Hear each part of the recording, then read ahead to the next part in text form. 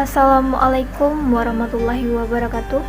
Perkenalkan, nama saya Rica Angelina dengan NIM 21042202. Saya adalah mahasiswi dari Program Studi Ilmu Administrasi Negara, Fakultas Ilmu Sosial Universitas Negeri Padang. Baiklah, video ini saya buat dalam rangka melengkapi tugas pengantar ilmu pemerintahan dengan dosen pengampu yaitu Bapak Iip Permana STMT. 1. Yaitu konsep dasar pemerintahan daerah. 2. Sistem penyelenggaraan pemerintahan di Indonesia. 3. Kepala wilayah atau kepala daerah. Yang keempat yaitu hubungan antara pemerintah pusat dan daerah pada era otonomi daerah. Konsep dasar pemerintahan daerah.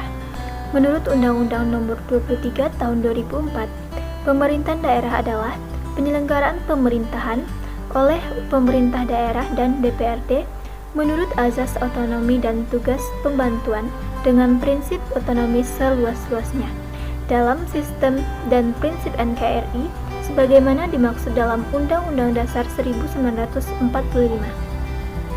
Otonomi daerah adalah hak dan kewajiban daerah otonom untuk mengatur dan mengurus sendiri urusannya, pemerintahan dan kepentingan masyarakatnya sesuai dengan peraturan perundang-undangan.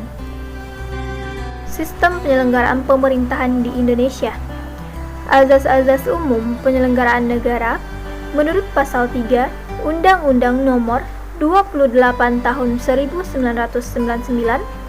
Azas umum penyelenggaraan negara terdiri dari azas kepastian hukum, azas tertib penyelenggaraan negara, azas kepentingan umum, azas keterbukaan, azas proporsionalitas, dan azas akuntabilitas.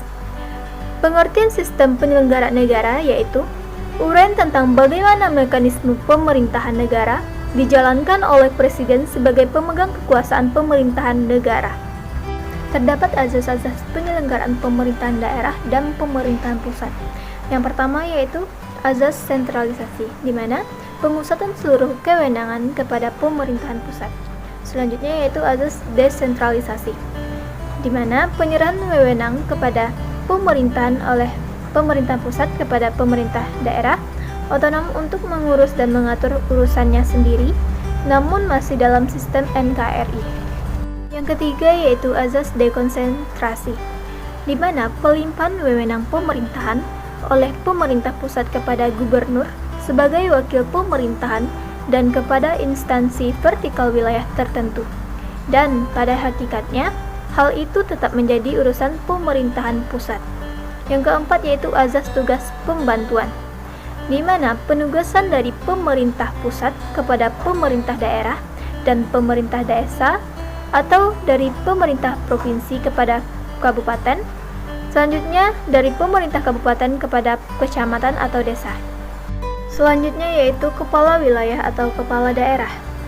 Pada pemerintahan pusat terdiri dari presiden, wakil presiden, menteri negara, DPR, DPD, dan lembaga negara lainnya.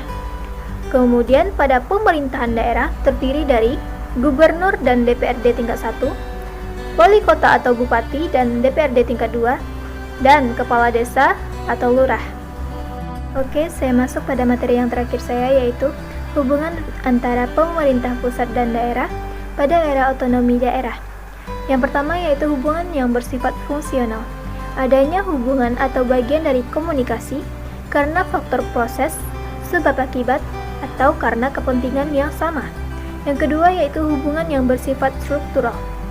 Pemerintah pusat merupakan penyelenggara urusan pemerintahan di tingkat nasional, kemudian pemerintah daerah merupakan penyelenggara urusan pemerintahan di daerah masing-masing, bersama DPRD menurut azas otonomi dan tugas pembantuan dalam sistem dan prinsip NKRI. Baiklah, sampai di sini penjelasan saya mengenai materi tersebut. Jika ada salah dan janggalnya, mohon dimaafkan. Saya akhiri dengan wabillahi taufiq wal hidayah. Wassalamualaikum warahmatullahi wabarakatuh.